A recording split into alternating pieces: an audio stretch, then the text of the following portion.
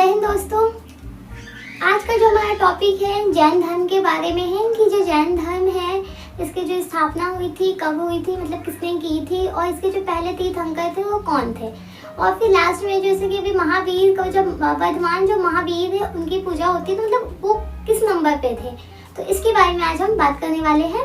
तो आज का जो मेन टॉपिक है हमारा है जैन धर्म ही।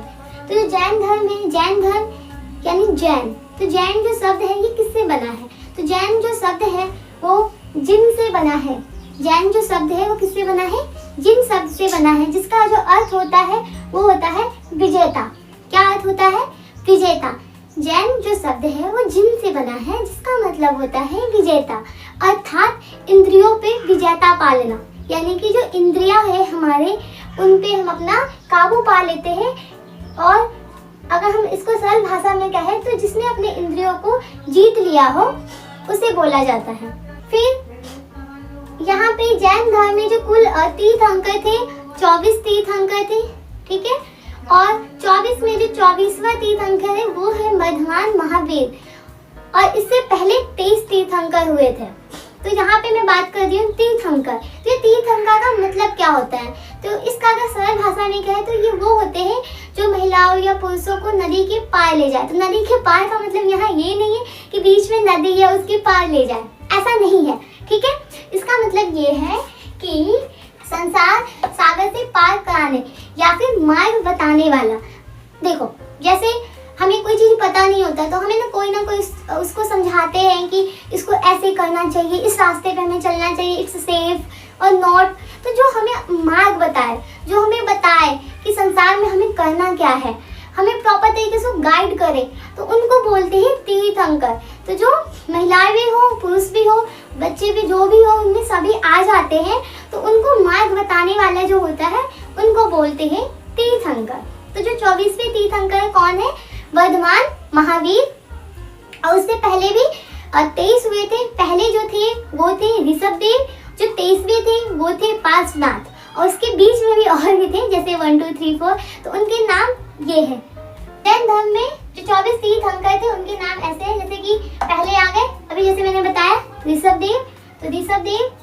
सेकंड है अजितनाथ, थर्ड सामनाथ, फोर्थ अभिनंदन, सुमतिनाथ, पंद प्रभु, सुपार्श्वनाथ, चंद्र प्रभु, पुष्पदत्त, शीतलनाथ, श्रयनाथ, वसुपूज्य, विमलनाथ, अनंतनाथ, धर्मनाथ, शांति, अपूर्णाथ, अर्शनाथ, मल्लीनाथ, मुनि सुब्रतनाथ, नामी, नोमीनाथ, ये नामी है, नामी नोमीनाथ, ये अलग अलग नेम है, पार्श्वनाथ और फिर महावीर। तो ये आपके पूरे 24 के 24 जो तीर्थंकर है ये उनके नाम है।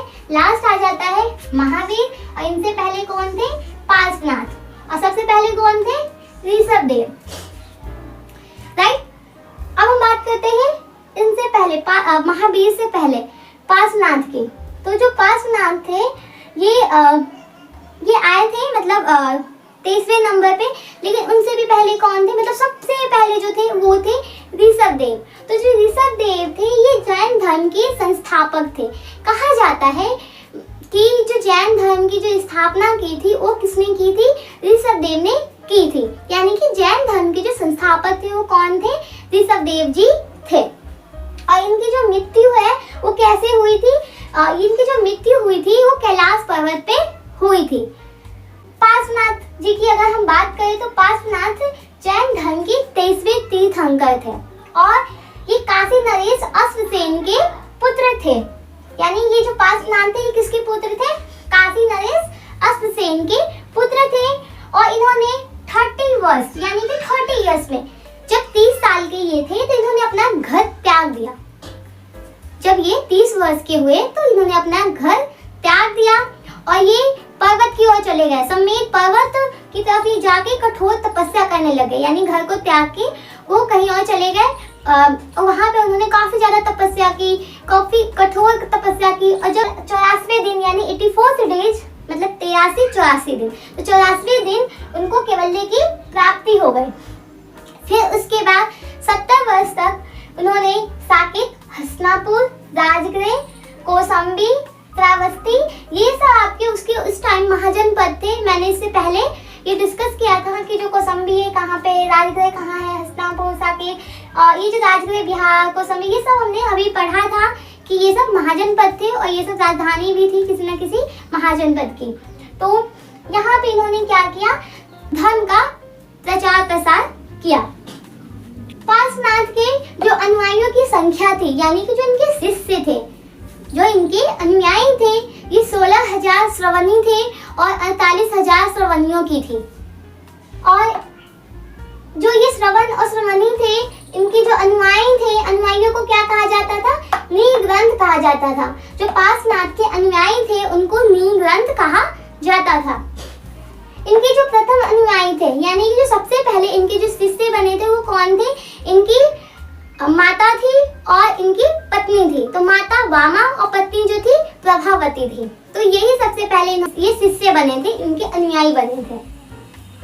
और इन्होंने भिक्षुओं को ये आदेश दिया था कि वो श्वेत कलर का, श्वेत यानी कि सफेद, व्हाइट रंग का ही वो वस्त्र पहने, व्हाइट कलर का ही वो वस्त्र धारण करे। तो उन्होंने ये आदेश दिया था। और इन्होंने मोक्ष की प्राप्ति का बताया कि हम मोक्ष की प्राप्ति कैसे कर सकते हैं। तो काया कलेश एवं तपश्चर्या से ही हम मोक्ष की प्राप्ति कर सकते हैं। तो इन्होंने जो मेन बताया, इन्होंने तप और काया कलेश को इन्होंने मेन मुख्य बताया। और इनके जो प्रतीक थे, जो पार्श्वनाथ के जो प्रतीक चिन्ह थे, वो थे शंख। अब हाँ, जैसे महावीर ने ही 5 महाव्रतों का प्रतिपादन किया था, वर्धमान महावीर ने, तो जो पार्श्वनाथ थे इन्होंने भी किया था। पहले तो इन्होंने ही किया होगा ना, उसके बाद वो करेंगे, क्योंकि वर्धमान महावीर तो इनके बाद आए थे। तो इन्होंने जो किया था, 4 महाव्रतों का प्रतिपादन किया था।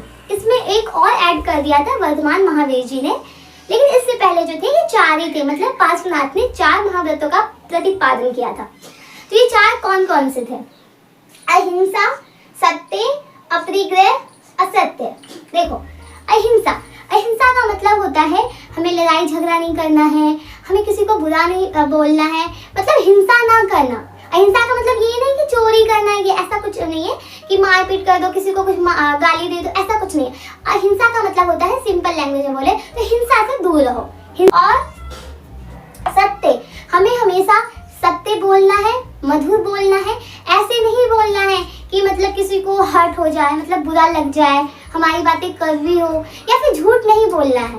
तो ये जो बल देते थे, किस पे देते थे, सत्य पे, कि सत्य बोलो, हमेशा सत्य बोलो। अपरिग्रह, अपरिग्रह का मतलब होता है, जो भिक्षुओं को इन्होंने ये आदेश भी दिया था कि जैसे कि हमें ज्यादा धन इकट्ठा नहीं करना है, हमें जितना खाना पीना है उतना ही रखना है, हमें संतुष्टि करनी है हमारे जो पास चीज है उसी में, तो ज्यादा धन इकट्ठा ना करना है।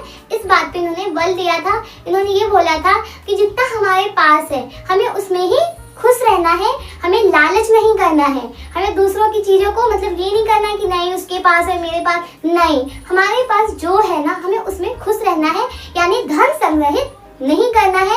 ये नहीं कि बिल्कुल ही मत करो, मतलब डेली लाइफ के लिए तो ठीक है, मतलब जितना है हमारे पास ना उसमें खुश रहो। ऐसा नहीं कि तुम बिल्कुल कुछ मत करो, ठीक है, अपने मतलब जितना हमारे को जरूरत है ना हमें उतना ही करना है, हमें ज्यादा नहीं करना है।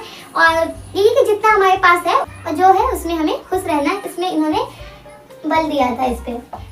असत्य, असत्य का मतलब होता है चोरी नहीं करना, यानी कि इन्होंने कहा था कि हमें बिना अनुमति की किसी की चीजों को नहीं छूना है, नहीं लेना है। और हाँ, अगर हम बिना अनुमति की किसी की चीजों को हम लेते हैं तो क्या होता है, दैट्स कॉल्ड चोरी, स्टॉल। मतलब इस तरीके से होता है ना कि हम चुपके से किसी चीज को ले रहे हैं तो चोरी ही तो हुआ, फिर हमें उस चीज का क्या होता है, डर लगा रहता है कि उसको पता न चल जाए, मतलब इस तरीके से। तो इन्होंने बोला था कि हमें चोरी नहीं करना है। तो इन्होंने 4 महाव्रतों का प्रतिपादन किया था। पहला अहिंसा, दूसरा सत्य, तीसरा अपरिग्रह, चौथा असत्य, मतलब कि चोरी नहीं करना है।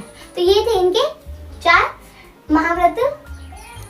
तो ये हमारा जो पार्श्वनाथ जी का था मैंने यहाँ पे बता दिया है। अब नेक्स्ट आता है वर्धमान महावीर। तो जो वर्धमान महावीर थे ये 24वें तीर्थंकर थे। इनका जो जन्म हुआ था कुंडलग्राम में हुआ था, वैशाली जिला है जो बिहार का ही है। तो वैशाली के अंदर जो एक कुंडलग्राम नाम का एक जो गांव था, तो वहाँ पे इनका जन्म हुआ था। वर्धमान महावीर, इनका जो जन्म हुआ था क्षत्रिय परिवार में हुआ था। इनकी जो माता थी वो त्रिशला थी और इनके जो पिता थे वो सिद्धार्थ थे। और इनका जो ये फैमिली था ये कौन से थे, ये क्षत्रिय परिवार थे। अब हम डिटेल में देखते हैं ये जो वर्धमान महावीर है उनके बारे में। तो अभी जैसे हमने बात किया कि जो वर्धमान महावीर थे उनकी जो जन्म थे कहाँ हुए थे, कुंडलग्राम गांव वैशाली में, जो कि बिहार में है। तो ये कब हुआ था, उनका जो जन्म था कब हुआ था, 540 ईसा पूर्व में उनका जन्म हुआ था। और वास्तविक रूप से देखा जाता है कि जो वर्धमान महावीर है उनको जैन धर्म का वास्तविक संस्थापक कहा जाता है, क्योंकि 24वीं तीर्थंकर थे वो, और 24वें तीर्थंकर को ही वास्तविक रूप से जैन धर्म के संस्थापक माना जाता है। लेकिन उससे पहले किसको माना था कि ऋषभदेव को। ऋषभदेव भी जैन धर्म के संस्थापक है, लेकिन वास्तविक संस्थापक की अगर बात आती है तो ये वर्धमान महावीर थे। और इनके पिता जो थे सिद्धार्थ, जैसा मैंने अभी बताया, पिता कौन थे, सिद्धार्थ, और माता त्रिशला। तो जो पिता थे वो वज्जी संघ के प्रमुख थे, और जो माता थी वो वैशाली के लिच्छवी कुल की प्रमुख चेटक की बहन थी, जो त्रिशला थी उनकी माता। इनका जो विवाह था किसके साथ हुआ था, यशोदा के साथ। इनकी पत्नी का नाम यशोदा था और ये कुन्नी गोत्र की कन्या थी, तो उनके साथ इनका विवाह हुआ था महावीर का, वर्धमान महावीर। 30 वर्ष की आयु में इन्होंने घर को त्याग दिया था। जब ये 30 वर्ष के हुए थे तो इन्होंने घर को त्याग दिया था और ये सन्यासी बन गए थे। 13 महीने के बाद जो वर्धमान महावीर थे, जब वो सन्यासी बन गए तो 13 महीने के बाद उन्होंने अपने वस्त्र को भी त्याग दिया, यानी कि वो बिना कपड़ों के रहने लग गए थे। और उन्होंने अपने जो इंद्रियां थी उन पे भी काबू पा लिया, नियंत्रण पा लिया। और उन्होंने बिल्कुल ही मतलब उनको क्या गर्मी क्या सर्दी सब कुछ मतलब नहीं है, उन्होंने सब पे ही अपना नियंत्रण पा लिया और वो कपड़ों का त्याग कर देते हैं। 13 महीने के बाद उन्होंने वस्त्रों का त्याग कर दिया और 12 वर्ष तक कठोर तपस्या किया उन्होंने। देखो 30 वर्ष की आयु में तो वो निकल गए, 12 वर्ष तक उन्होंने और तपस्या किया, यानी कि 42 वर्ष में वो आ गए थे। तो जब वो 42 वर्ष में आ गए तो उनको ज्ञान की प्राप्ति हो गई। तो 42 ईयर्स 42 वर्ष की आयु में उन्हें ज्ञान की प्राप्ति हो गई। और ये प्राप्ति कहाँ हुई थी, साल वृक्ष के नीचे वो बैठे थे, तो वहाँ पे उनको ये ज्ञान की प्राप्ति हुई थी। फिर उसके बाद जब वो अच्छे से उनको सब कुछ पता चल गया, जब वो केवल्य की प्राप्ति हो गई, तो उन्होंने जैन धर्म का प्रचार प्रसार स्टार्ट कर दिया, ताकि हर जगह इसका प्रचार हो, सभी लोग जैन धर्म में आए, उनके अनुयायी बने, वो प्रचार करने लग गया। तो कहाँ कहाँ, चंपा, वैशाली, मिथिला, राजगृह, श्रावस्ती, अंग, कौशल, मगध, इन सब एरिया में वो प्रचार प्रसार जैन धर्म के करने लग गए थे। और जैसे अभी हमने उसमें बात किया था कि जो पार्श्वनाथ थे उन्होंने भी 4 महाव्रतों का प्रतिपादन किया था, तो यहाँ पे भी आते आते 5 हो गए थे। तो यहाँ पे भी जो साधु और साध्वी होते थे ये 5 महाव्रतों का पालन करते थे, और जो जैन धर्म की शिक्षा थी उसी के अंदर ये भी आ जाते थे। तो जैन धर्म की अगर हम शिक्षा की बात करें तो विश्व, जो संपूर्ण विश्व है ये प्राणवान है। प्राणवान का मतलब होता है कि सभी में जीवन है। जैसे कि इनका मानना था कि जो पत्थर है, चट्टाने हैं, पेड़ पौधे हैं, इनमें क्या होता है, जीवन व्याप्त है, इनमें जीवन होता है, इन्हें हमें नुकसान नहीं पहुंचाना चाहिए। हर चीज में जीवन होता है, पेड़ पौधों को काटना नहीं चाहिए, उसमें जीवन होता है। मच्छर, मक्खी या कोई भी जानवर हो या मनुष्य हो, उनको नहीं मारना चाहिए क्योंकि उनमें जीवन व्याप्त है। तो इनके जो शिक्षा थे उनमें यही कहा गया था कि जो संपूर्ण विश्व है, यानी जो पूरा विश्व है वो प्राणवान है, सभी में जीवन निहित है। हमें पत्थर, पेड़ पौधे, चट्टान, इन सब में भी क्या है, जीवन है, प्राण है इनमें। पेड़ पौधों को नहीं काटना चाहिए, कीड़े मकोड़े, मच्छर, मक्खी, जानवर, इनको हमें नहीं मारना चाहिए, यानी कि अहिंसा पे ये बल दे रहे थे। और इनका कहना था कि जो जन्म पुनर्जन्म का जो चक्र है ये कर्मों से निर्धारित होता है, यानी कि अगर हम कर्म अच्छा करते हैं तभी हमारा पुनर्जन्म जो होगा वो अच्छा, मतलब किसी अच्छे में होगा। अगर हम कर्म ही ना करें तो एक वो भी है, थॉट है, एक विचार है कर्म करो, फल की प्रतीक्षा ना करो। इनकी जो शिक्षा थी उसमें यही कहा गया था मेन कि जो जन्म पुनः जन्म का जो चक्र है वो कर्मों से निर्धारित होता है। जो कर्म अच्छे हम करेंगे तो उसी के बेस पे जन्म पुनः जन्म का जो चक्र है वो निर्धारित होगा, यानी कि हमें कर्म अच्छे करना चाहिए। जो जैन धर्म की अहिंसा परंपरावादी जो सिद्धांत थे, इससे संपूर्ण विश्व में काफ़ी ज़्यादा प्रभाव पड़ा था और काफ़ी ज़्यादा लोग इससे प्रभावित थे, क्योंकि ये अहिंसावादी जो सिद्धांत थे इसलिए। क्योंकि इसमें क्या कहा गया है कि जो संपूर्ण विश्व है ये प्राणवान है, सभी में जीवन निहित है, हमें किसी चीज़ को नहीं मारना चाहिए। जो कर्म है उसे हमें अच्छा करना चाहिए, ताकि जन्म पुनर्जन्म के चक्र है वो कर्म से ही निर्धारित होता है, तो हमें कर्मों पे जोर देना है। कर्म के चक्र से मुक्ति त्याग और तपस्या द्वारा ही प्राप्त हो सकता है। जैन धर्म की शिक्षा में ये कहा गया था कि जो कर्म है, कर्म के जो चक्र है उसकी जो मुक्ति है वो कैसे मिलेगा, त्याग और तपस्या थे। यानी कि इन्होंने जो मेन फोकस किया था किस पे किया था, त्याग और तपस्या पे मेन फोकस किया था।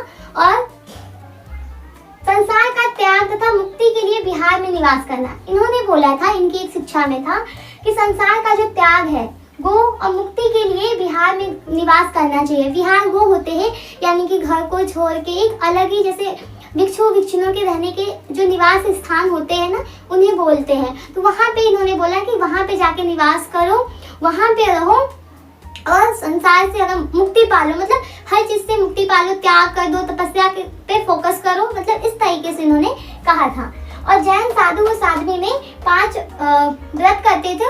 तो जो 5 व्रत थे जो ये थे अहिंसा, सत्य, अपरिग्रह, असत्य, ब्रह्मचर्य। अहिंसा वही जिसमें हमें हिंसा से दूर रहना है, हिंसा नहीं करना है, ठीक है। सत्य, हमें हमेशा सत्य बोलना है, मधुर बोलना है, कड़वा नहीं बोलना है, झूठ नहीं बोलना है, सत्य पे इन्होंने बल दिया। अपरिग्रह, अपरिग्रह में यही था कि हमें ज्यादा जो धन है, जो पैसे है, जो वस्तु है, उसको संग्रहित नहीं करना है। तो भिक्षु और जो भिक्षुणी थे उनको भी ये आदेश दिया गया था कि जितना उनको चाहिए उतना ही वो भिक्षा ले, उससे ज्यादा ना ले। तो ये जैन धर्म में जो साधु साध्वी थे वो इस चीज का पालन भी करते थे कि वो ज्यादा इकट्ठा नहीं करते थे, और इसी पे फोकस भी किया गया था कि हमें चीजों को ज्यादा इकट्ठा नहीं करना, हमारे पास जो है ना हमें उसमें खुश रहना है, उसमें हमें हैप्पी रहना है, हमें उसी में सेटिस्फाइड होना है, जो है हमारे पास उसी में। असत्य, असत्य का मतलब होता है चोरी न करना। जैसे अभी मैंने बताया भी था कि जब पार्श्वनाथ ने भी ये महाव्रत दिए थे तो उसमें भी यही बोला गया था कि चोरी नहीं करना, बिना अनुमति की किसी चीजों को हमें छूना नहीं है। इनका जो 5वां था वो था ब्रह्मचर्य। ब्रह्मचर्य पे इन्होंने बल दिया था कि ब्रह्मचर्य को आगे बढ़ाए, लेकिन हाँ जो गृहस्थी जीवन में आगे आना चाहते थे, यानी कि जो गृहस्थी अपना बढ़ाना चाहते थे, तो उनमें उनके लिए क्या था कि उनको कुछ नियमों की कमी कर दी गई थी। उनके नियमों में उनकी जो कठोरता थी उनको कमी कर दी गई थी, जिनको अनुव्रत कहा गया था। यानी कि उनके लिए भी नियम था, लेकिन उसमें क्या था कि कठोरता में थोड़ी सी कमी कर दी गई थी, जिसको अनुव्रत कहा जाता था। तो ये थे जैन धर्म के शिक्षा। और अभी हमने पार्श्वनाथ और वर्धमान महावीर के बारे में पढ़ा है, और इसके आगे हम पढ़ेंगे कि जैन धर्म के जो ये संस्थापक थे इनकी मृत्यु कैसे हुई, और काफ़ी सारी चीज़ें हम पढ़ने वाले हैं। अभी के लिए इतना ही, मिलते हैं नेक्स्ट टॉपिक के साथ नेक्स्ट वीडियो में।